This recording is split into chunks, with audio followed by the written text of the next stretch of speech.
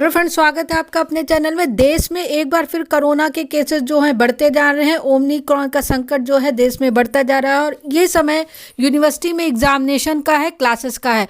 तो उसी को देखते हुए यूजीसी ने एक बहुत ही दो इम्पॉर्टेंट सर्कुलर सभी यूनिवर्सिटीज़ के लिए जारी किया है।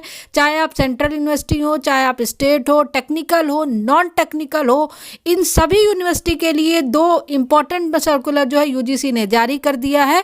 तो वन बाय वन उन दोनों सर्कुलर को देखते हैं। उससे पहले एक छोटी सी रिक्वेस्ट है कि अगर आपने चैनल पे अभी विजिट किया तो एक बार चैनल को लाइक करिए, सब्सक्राइब करिए, शेयर करिए और बेल आइकन जरूर दबाइए। तो चलिए चलते हैं दोनों सर्कुलर की तरफ।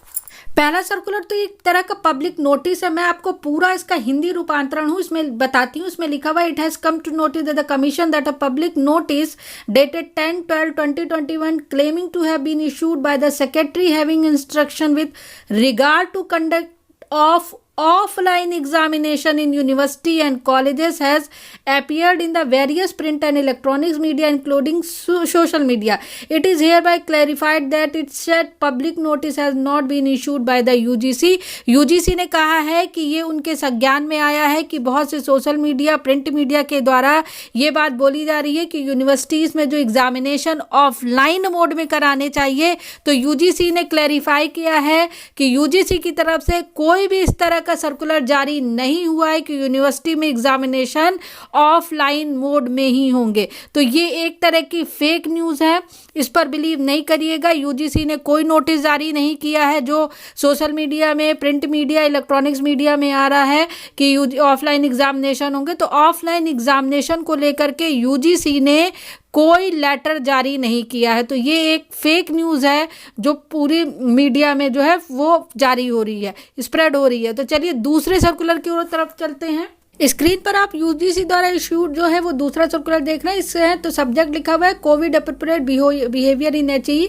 इसके 3 पैराग्राफ है। वन बाय वन मैं आपको हर पैराग्राफ की हिंदी रूपांतरण बताती हूँ। इसके पहले पैराग्राफ में ये लिखा हुआ है कि जो यूजीसी ने टाइम टू टाइम जो है वो कोविड-19 की सिचुएशन को देखते हुए गाइडलाइन इशू की हुई है। गाइडलाइन किस बारे में थी? Reopening of institute, academic calendar, examination, standard operating procedure for conduct the examination. तो जो कोविड-19 का पेंडेमिक थी उसको देखते हुए यूजीसी ने अलग अलग डेट पे, जैसे 29 अप्रैल 2020 को, 6/7/2020 को, 8/7/2020 को, 24 सितंबर 2020 को, 5 नवंबर 2020 को और रिसेंटली जो है वो 16/7/2021 को गाइडलाइन जो है जारी की थी।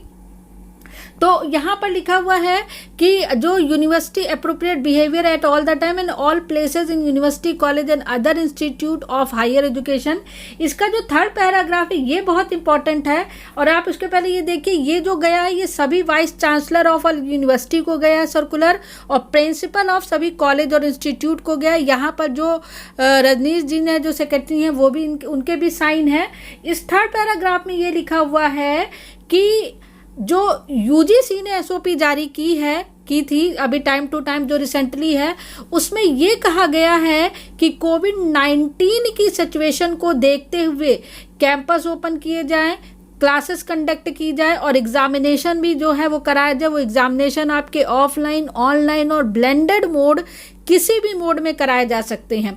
लेकिन कैसे कराए जा सकते हैं आगे इन्होंने लिखा है, following covid appropriate behaviour and necessary protocol guideline direction advisory issued by the central and state government और competent authority from time to time in view of the कोविड-19 पेंडेमिक। तो इसमें सिंपल सी बात ये है, हिंदी समरी, कि स्टेट और सेंट्रल गवर्नमेंट जो भी आपको गाइडलाइन देती है उसके हिसाब से उस स्टेट के जो यूनिवर्सिटीज़ हैं उनको ओपन किया जाए, एग्जामिनेशन कराया जाए, कैंपस ओपन किया जाए और एग्जामिनेशन किसी भी मोड में कराया जा सकते हैं, ऑनलाइन, ऑफलाइन और ब्लेंडेड हो। मतलब जिस स्टेट की जैसी सिचुएशन हो वो स्टेट और सेंट्रल यूनिवर्सिटी जो है डिसीजन ले सकती है। अगर किसी स्टेट में कोरोना के केसेस बहुत ज़्यादा हैं तो वहाँ पर ऑनलाइन मोड या ब्लेंडेड मोड में एग्जामिनेशन हो सकता है, ये जिम्मेदारी स्टेट पर है, लेकिन उसको जो भी कोविड-19 के एसओपी उसको पालन करते हुए कराना पड़ेगा। अगर किसी के स्टेट में जो कोविड के केसेस बहुत कम है, ओमिक्रॉन के केस बहुत कम है, तो वो स्टेट चाहे तो ऑफलाइन मोड में भी एग्जामिनेशन करा सकती है, बशर्ते उसे कोविड की एसओपी का पालन करना पड़ेगा। तो सिंपल सी ये न्यूज़ है कि अब स्टेट और सेंट्रल गवर्नमेंट पर ऊपर डिपेंड है कि वो अपनी स्टेट में कैसे भी एग्जामिनेशन कराए, चाहे ऑनलाइन कराए चाहे ऑफलाइन कराए।